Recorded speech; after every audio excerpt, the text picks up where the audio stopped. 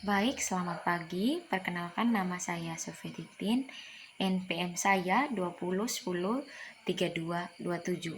Saya dari kelas 2020F. Pada kesempatan ini, saya akan membahas beberapa masalah pendidikan yang dijumpai dalam kehidupan sehari-hari dan masalah pendidikan yang saya temukan di tempat saya magang. Pertama-tama, pendidikan merupakan hal penting dan memiliki peran penting dalam kehidupan manusia. Dengan pendidikan, seorang bisa mengalami perubahan dan bisa mendapatkan pengalaman baru. Berkaitan dengan pengelolaan pendidikan, bahwa bagaimana pendidikan ditentukan oleh filsafat pendidikan. Dalam filsafat pendidikan ini terdapat teori-teori pendidikan.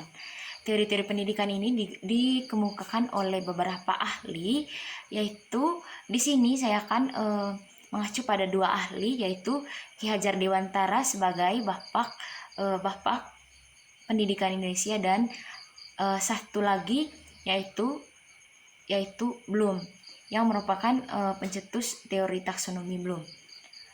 Kemudian masalah pendidikan yang secara umum yang sering terjadi pada saat ini, yang pertama itu terkait dengan kualitas guru yang kurang, kemudian sarana dan prasarana di suatu satuan pendidikan yang tidak memadai, kemudian kekurangan bahan ajar atau bahan bacaan bagi siswa.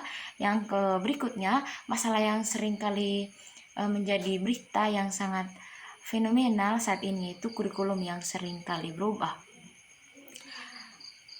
Yang berikutnya, masalah yang saya temukan di sekolah, yang pertama itu terkait dengan sarana dan prasarana yang kurang memadai dan kualitas guru yang kurang.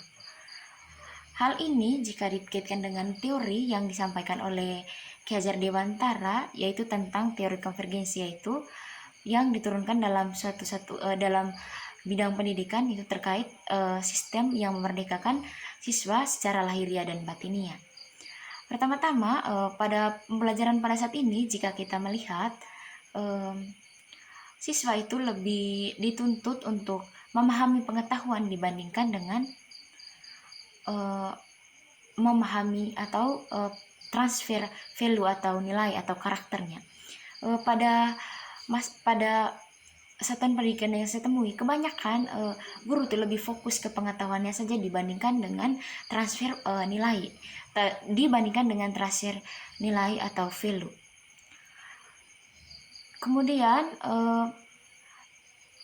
sementara pada teori yang diajarkan atau dikemukakan oleh Ki Hajar Dewantara ini, yaitu sistem yang memerdekakan siswa secara lahiriah maupun batiniah.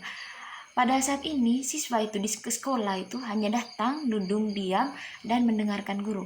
Meskipun pada saat ini kita dituntut untuk atau guru dituntut untuk hanya sebagai fasilitator, dan siswa lebih banyak memberikan arahan atau memberikan pengetahuannya kepada serta memiliki banyak kontribusi dalam proses pembelajaran. Namun kenyataannya tidak terjadi pada satuan pendidikan yang saya temukan. Kemudian terkait dengan kualitas guru yang kurang. Hal ini dilihat jika kita melihat kondisinya, yaitu di sekolah itu guru seringkali tidak menjadi teladan yang baik bagi siswa. Sementara guru itu dituntut untuk digugu dan diteladan dan menjadi seorang panutan bagi siswa. Kadangkala siswa menuntut siswa untuk berbuat baik, sementara gurunya sendiri tidak berbuat hal yang baik.